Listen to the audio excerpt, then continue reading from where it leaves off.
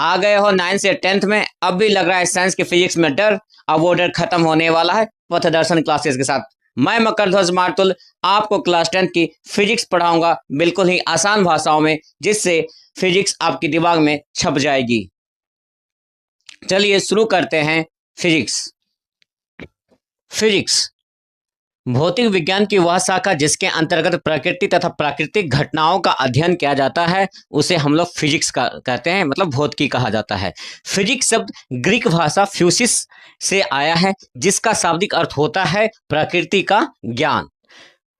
Father of physics में दो होते हैं, एक फादर ऑफ फिजिक्स न्यूटन को भी माना गया है और father of modern physics Albert Einstein को माना गया है। चलिए शुरू करते हैं प्रकाश के परावर्तन को, जिसमें पहला टॉपिक है प्रकाश, और प्रकाश की मुख्य बातों को जानते हैं। तो देखते हैं प्रकाश एक प्रकार की ऊर्जा है जिसकी सहायता से हम किसी वस्तुओं को देख सकते हैं, जैसे कि सूर्य का प्रकाश, बिजली का बल्ब, जलती मोमबत्ती, ये सब प्रकाश उत्सर्जित करती हैं। प्रकाश से जुड़ी कुछ मुख्य बातें। पहला, प्रकाश एक प्रकार की ऊर्जा होती है। दूसरा, प्रकाश की चाल निर्वात में 3 × 10⁸ मीटर प्रति सेकेंड होता है। तीसरा, प्रकाश जो होती है वो सीधी रेखा में गमन करती है, सीधी चलती है। सूर्य के प्रकाश को पृथ्वी तक आने में 8 मिनट 20 सेकेंड लगता है, और बिना प्रकाश के हम लोग किसी भी वस्तु को देख नहीं सकते हैं। अब देखते हैं प्रकाश स्रोत। जिससे प्रकाश निकलती है उसे प्रकाश स्रोत कहा जाता है। जैसे सूर्य से प्रकाश निकलती है, इसलिए सूर्य हमारे लिए प्रकाश का स्रोत है। बिजली का बल्ब जो जलता है तो उस टाइम वह प्रकाश का स्रोत होता है। जलती मोमबत्ती प्रकाश का स्रोत कहलाता है। प्रकाश का स्रोत 2 प्रकार का होता है, एक पहला प्राकृतिक प्रकाश स्रोत, दूसरा कृत्रिम प्रकाश स्रोत होता है। हमारे लिए, पृथ्वीवासियों के लिए प्राकृतिक प्रकाश स्रोत सबसे बड़ा सूर्य है।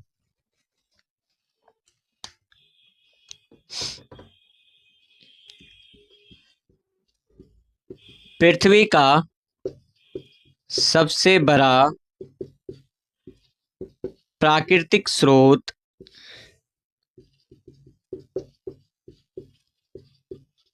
सूर्य है। कृत्रिम स्रोत में बिजली का बल्ब,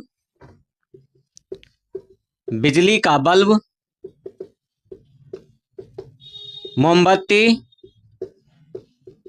ये सभी कृत्रिम स्रोत के रूप में आ जाएंगे। अब हम लोग प्रदीप्त और प्रदीप्त के बारे में जानते हैं। प्रदीप्त वस्तु वैसी वस्तु जो स्वयं प्रकाश उत्सर्जित करती है, उसे हम लोग प्रदीप्त वस्तु कहते हैं। जैसे सूर्य एक प्रदीप्त वस्तु है, जलती मोमबत्ती एक प्रदीप्त वस्तुएं हैं, बिजली का बल्ब एक प्रदीप्त वस्तु है। और प्रदीप्त वस्तु वैसे वस्तु जो स्वयं प्रकाश उत्सर्जित नहीं करती, किसी दूसरे वस्तु के प्रकाश पर निर्भर रहती है, उसे अप्रदीप्त वस्तु कहते हैं। जैसे चंद्रमा, किताब, कॉपी, मेज इत्यादि, ये सभी अप्रदीप्त वस्तु हैं।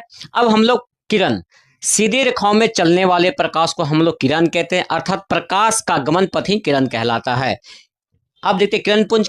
प्रकाश की किरणों के जो समूह होते हैं उन्हें हम लोग किरणपुंज कहते हैं। किरणपुंज 3 प्रकार के होते हैं, समांतर किरणपुंज, अपसारी किरणपुंज और अभिसारी किरणपुंज। समांतर किरणपुंज वो किरण होते हैं जो प्रकाश की किरणें एक दूसरे के समांतर होती हैं, उन्हें हम लोग समांतर किरणपुंज कहते हैं। जैसे कि इस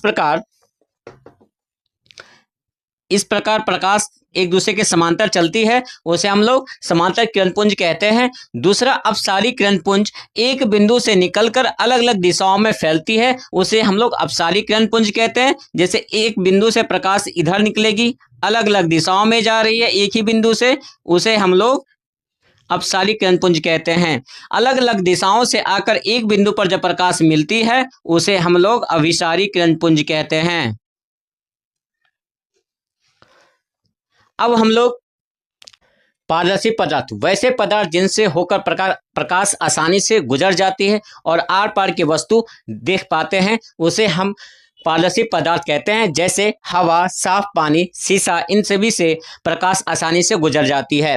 अपारदर्शी पदार्थ, वैसे पदार्थ जिनसे होकर प्रकाश गुजर नहीं पाता और आर पार की वस्तु हम देख नहीं पाते हैं, उसे अपारदर्शी पदार्थ कहते हैं। जैसे दीवार, किताब, मेज इत्यादि, वे सभी अपारदर्शी पदार्थ कहलाते हैं।